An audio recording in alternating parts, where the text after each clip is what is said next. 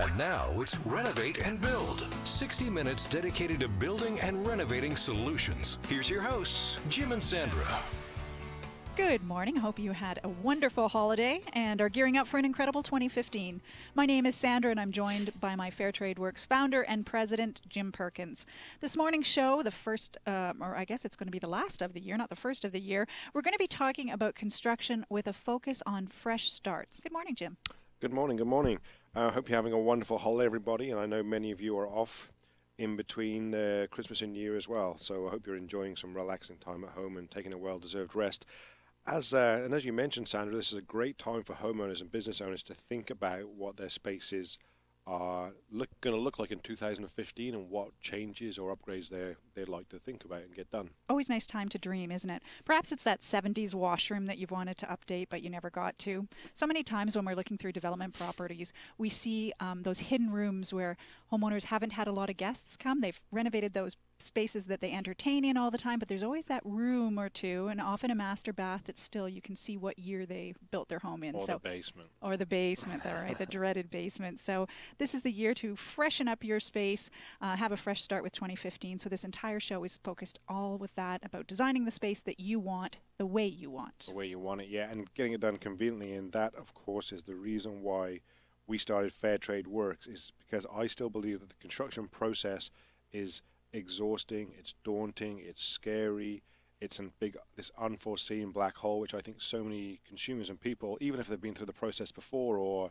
fairly savvy with it, just the thought of it doesn't match up with what I believe that the consumer's experience should be. And they have these great visions, these great ideas, they have the capital to do it, and I don't know any other industry that you want to get it done, you can afford it, you know exactly what you want, but actually the process of it, I don't know anything like the construction that would turn people off and stop them from getting it done, and it does.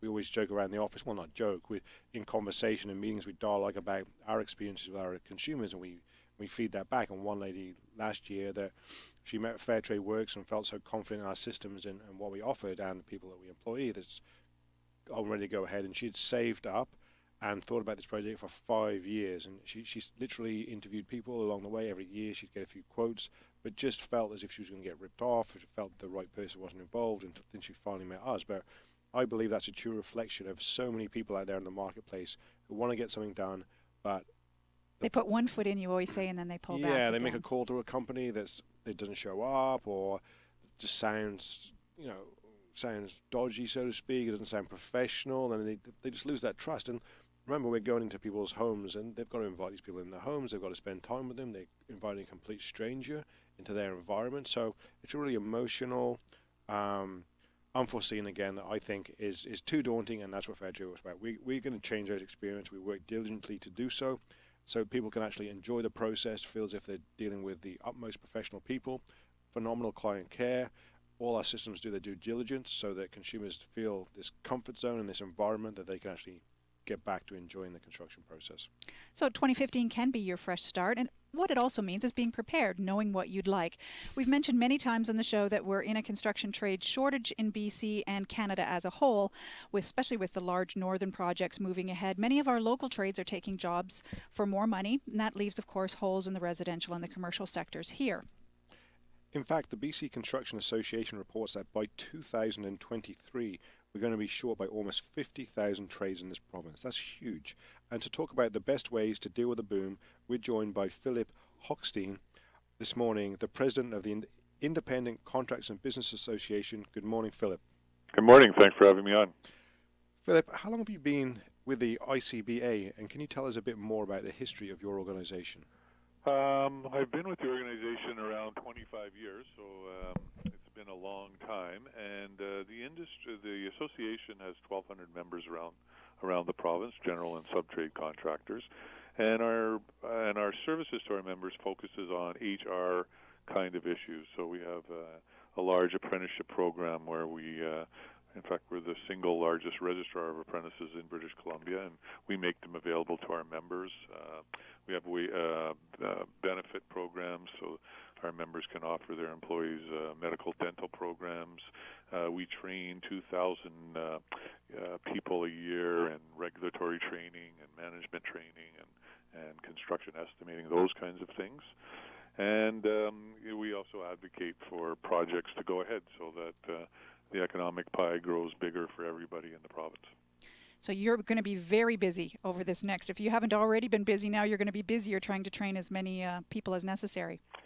Yes, for sure. I mean, if all our wishes come true, and these major projects up north and mining projects and others go ahead, then it'll be a very prosperous year for British Columbia and for the people within the construction industry. And we're ready for it. I mean, we're going to have to train more people and be a little more open about people coming from other provinces to work here. But let's get the projects. The construction motto is get the projects, then we'll figure out how to do it. Mm-hmm. And I think that applies to these projects as well. Once these projects get up and running, we will find a way to get them built.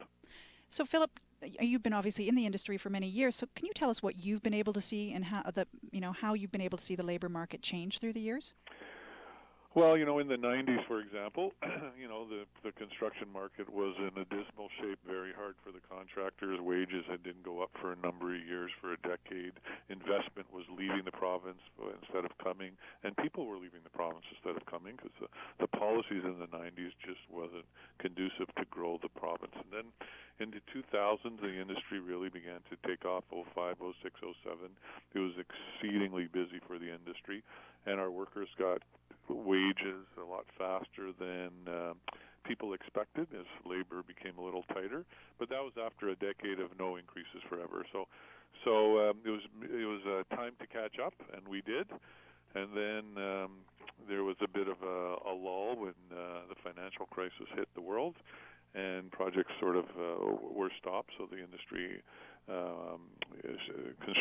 contracted a bit.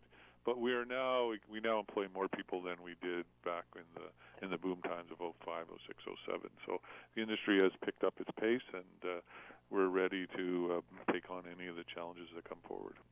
That's great.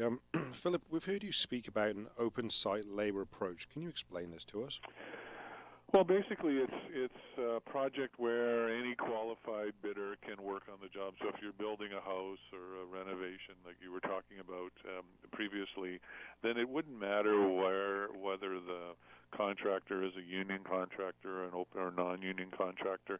You would allow anybody who is qualified to work and bid on that job. In fact, I'm sure in the residential sector, people don't even ask that question, which is really the way it should be. It's, you're going to find the best guy for the best value and trust him to do the work properly and oversee him with other professionals to make sure the work is done properly. So an open site really means what exists in the residential construction market is really people can work regardless of whether they're in a union or not, or this union or that. That's irrelevant today. It's really 85% of the work is done on that basis. You can't tell a union, an old line craft union site from a non-union site. They're all the same. Do you get a lot of pushback from the union guys that don't want this open site labor approach? You know what? It used to be that way in the the 90s. It was tough, and maybe in the early 2000s. But today it is now the norm in the construction industry. You can go on any construction site now, and there'll be building employees that are members of the building trade unions, like the carpenters or the plumbers union, non-union, other unions. It's a mixed bag out there, and everything goes well on the site. There's no, it's all harmonious on the site. If there is a battle, it's before a project actually gets underway, and the building trade unions would want to do it only their way, and we want to do it in a way that's open to everybody, including the building trades. And that battle happens in the boardrooms of major clients, for major clients. So the LNG people, they have presentations from the building trade unions and from us. So the battle there is a political battle in the boardrooms, and not on the construction site anymore. That doesn't really exist. We've grown well past that. You're listening to Renovate and Build on CIL 650. We're speaking with Philip Hochstein, the president of ICBA, about open site labor approach. Philip, I was just going to ask how this is going to benefit, or what you believe the open site labor approach will do versus, the traditional system. Well, if all these LNG projects and the other major projects come forward, there isn't one segment of the construction industry that has sufficient people, both management and tradespeople, to do the work. So I think what the future is, we need everybody to be able to participate on all the jobs that are going to go on in British Columbia. Otherwise, the projects won't get built. There's just not enough in either camp to do the work. So I think that's the way the LNG people are approaching their work, and anybody who's building a mine or a pulp mill or frankly a residential project, they're going to be as inclusive as possible, because you can't afford not to be anymore. All hands on deck, literally. It's all hands on deck. That's exactly the phrase the Minister of Jobs says whenever she speaks, and it's a very apropos one. I was also going to just ask, when you're talking about bringing people on board and how they're handling it, this will also be good for the consumers, right? Even the large scale project people that are paying.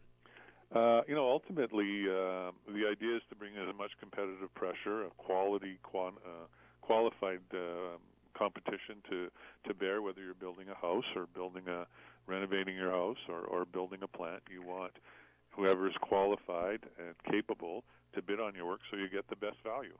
And the more open these projects are, the more inclusive they are, the more opportunity to get a variety of prices from a variety of skilled, qualified players.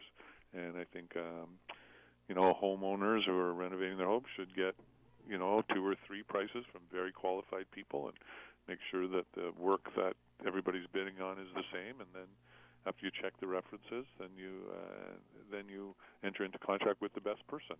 The general contractor does that when he's looking for sub-trade contractors, and the more inclusive it is, the bigger the market to draw on. And I think at the end of the day, the more qualified competition you have, the better your price, and that's what the consumer is looking for. Fair enough. Exactly. So thank you so much for your time, Philip. We really appreciate it, okay? Thanks for having me on, you guys. Cheers. We've been speaking with Philip Hochstein, the president of the Independent Contractors and Businesses Association, this morning about inclusive labor. If you'd like to learn more about the ICBA, you can visit their website at icba.bc.ca. And still ahead on Renovate and Build, let's talk about getting older. Let's talk about that, because I know you don't want to talk about that. I know I always lie about my age. I know it's a topic we avoid, but in reality, we really have to think more about the longevity of staying in our homes and how we can plan for that, and the upgrades, so many upgrades and solutions that are available in the marketplace today. Elizabeth Shuchuk from a very helpful company called Daughter for a Day is going to be joining us this morning to talk about creating a space that will be accessible for years to come. It's thinking ahead, but it's payoff in the end. And we may not be able to start off your year with a new fridge or a free fridge, but we can certainly share our expertise on the best new fridges on the market. Megan Gary will be by later this hour with Product Face Off. So stay with us. It's going to be a great show. There's still lots more ahead. This is Renovate and Build, powered by Fair Trade Works with Jim and Sandra.